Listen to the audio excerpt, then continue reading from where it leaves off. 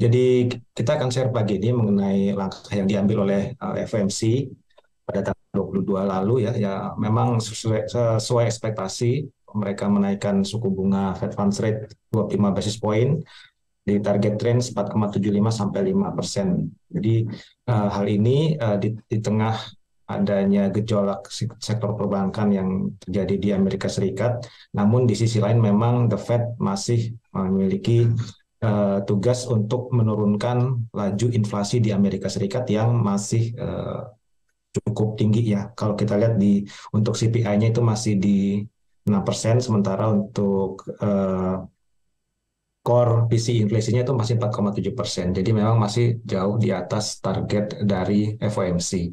Jadi memang langkah ini diambil ya di tengah adanya gejolak perbankan. Ya, memang The Fed sendiri sudah memberi sinyal bahwa kemungkinan ke depan sesuai dengan perkiraan kami itu akan kemungkinan dalam waktu dekat akan berhenti atau menghentikan siklus pengetatan moneter yang telah dilakukan sejak tahun 2022 lalu ya, tepat setahun yang lalu di mana The Fed itu mulai menaikkan sebanyak 25 basis point dari 0,25 menjadi 5% ya, Maret 2022. Jadi memang dalam beberapa waktu terakhir terlihat penanganan inflasi masih relatif cukup tinggi karena data-data ekonomi di beberapa waktu terakhir menunjukkan kondisi yang lebih tinggi, lebih baik dibandingkan ekspektasi ya, dengan tingkat penganggurannya rendah dan juga tingkat pertambahan lapangan kerjanya ya atau non-farm payroll-nya itu secara konsisten selalu lebih tinggi dibandingkan dengan konsensus ya. Namun kalau kita lihat tren ke depannya sepertinya memang baik inflasi maupun non-farm payroll-nya itu sudah cukup menurun, apalagi dengan adanya gejolak di sektor finansialnya itu kemungkinan akan mempercepat terjadinya perlambatan ekonomi di Amerika Serikat dalam beberapa waktu ke depan. Next. Ya, jadi setelah munculnya gejolak atau kebangkrutan dari SVB ya, jadi memang terjadi pengetatan likuiditas di sistem perbankan di Amerika Serikat ya, terlihat dari indeks kondisi likuiditas di finansial sistem di Amerika Serikat.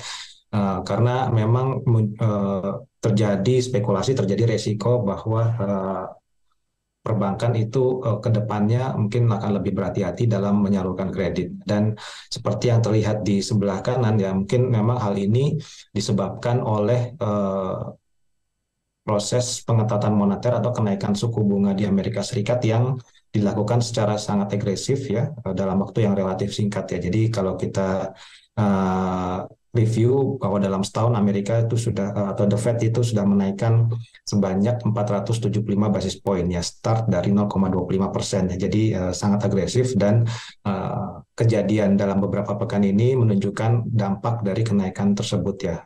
Jadi krisis likuiditas yang dialami oleh beberapa perbankan. Meskipun perbankan kecil, namun impact-nya ya, biasanya kalau di sektor perbankan itu terjadi impact berantai yang cukup cepat. Ya, mungkin sudah dilakukan berbagai kebijakan ya untuk meredam kepanikan ya, antara lain dengan menjamin dana pihak ketiga yang tersimpan di industri perbankan di Amerika Serikat.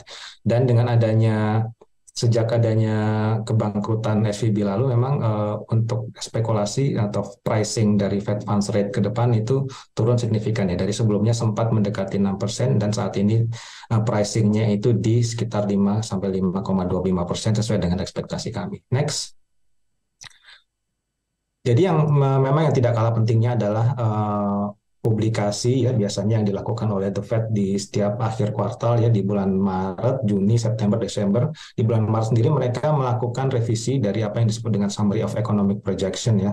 Jadi mereka sesuai ekspektasi ya, bahwa mereka memperkirakan Fed Funds Rate itu di 2023 itu akan berada di 5,1 atau kita translasinya ke 5 sampai 5,25%, atau dengan kata lain kemungkinan akan di bulan Mei nanti itu mungkin the Fed kemungkinan besar akan kembali menaikkan 25 basis point ke range-nya 5 sampai 5,25%, dan setelah itu kemungkinan akan berhenti menaikkan suku bunga ya. Jadi sinyalnya kemarin itu terminal rate ada di 5,25%, dan diharapkan dengan terminal rate di 5,25% ini dan yang akan dipertahankan sampai dengan akhir tahun itu secara gradual akan menurunkan tingkat inflasi di Amerika Serikat, dan kita perkirakan memang berpotensi untuk terjadi resesi apalagi dengan adanya munculnya krisis di sektor perbankan di Amerika Serikat.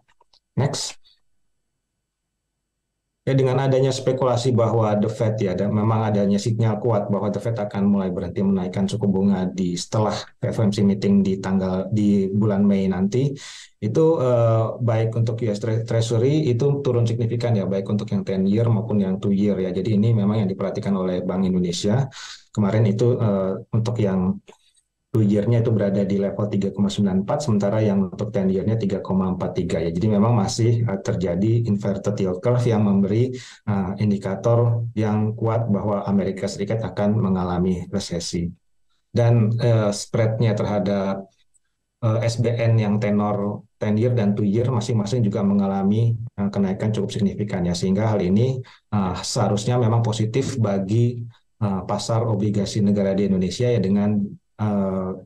dengan spread-nya yang meningkat, seharusnya terjadi inflow yang cukup besar ya, foreign capital inflow di pasar obligasi di dalam negeri ya, sehingga ke depan memang kita perhatikan ini akan berdampak positif kepada yield dari SBN, most likely akan turun, dan juga terhadap rupiah ya, dengan arus modal asing yang masuk secara signifikan ini tentu saja akan mendorong penguatan rupiah ya, sesuai dengan ekspektasi kami sebelumnya. Next. Kita sudah sampaikan tadi ya bahwa DXY itu menurun ya dengan adanya sinyal kuat bahwa The Fed akan segera berhenti menaikkan suku bunga. Kemarin itu sudah berada di level di sekitar 102,1, dan kita perkirakan ke depan seharusnya trennya itu akan menurun. Kemungkinan akan berada di bawah level 100 ya, apalagi dengan ECB dan Bank of England juga secara bersama-sama menaikkan suku bunga. Kalau kita perhatikan secara year to date ya, rupiah masih relatif cukup baik ya kinerjanya, mengalami apresiasi sebesar 1,4% ya, salah satu yang terbaik di antara mata uang lainnya ya, dan beberapa negara maju dan negara berkembang bahkan posisi year to date-nya masih cenderung depresiasi. Jadi kalau ke depan, kalau kita lihat, saya sampaikan kembali bahwa untuk sampai dengan akhir tahun kita masih percaya bahwa rupiah trennya akan menguat. Next.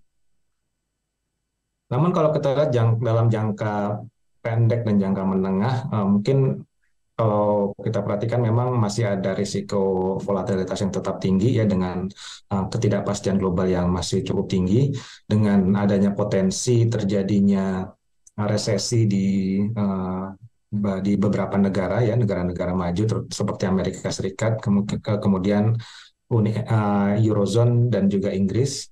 Kita perkirakan untuk Bank Indonesia sendiri masih akan tetap memfokuskan kepada stabilitas ekonomi di dalam negeri ya. Di satu sisi memang BI akan terus monitor spread antara yield dari US Treasury dengan SBN.